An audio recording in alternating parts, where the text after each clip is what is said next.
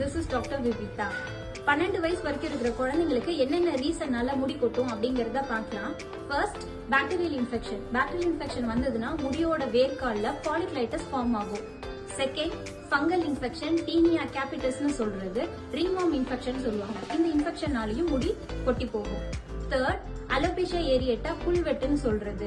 இது ஒரு auto immune disease.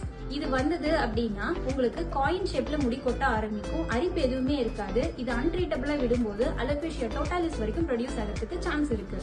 Fourth thing, அந்த குழந்தைக்கு ரீசெண்டா ஃபீவரோ சர்ஜரிஸோ பண்ணிருக்கனால முடி கொட்டி போகலாம். ஃபைனலா நியூட்ரிஷன் டெஃபிஷியன்சினால முடி கொட்டி போகும். நியூட்ரிஷன் டெஃபிஷியன்சின்னு பார்க்கும்போது விட்டமினும் புரோட்டீனும் குறைஞ்சு போறனால கொட்டலாம்.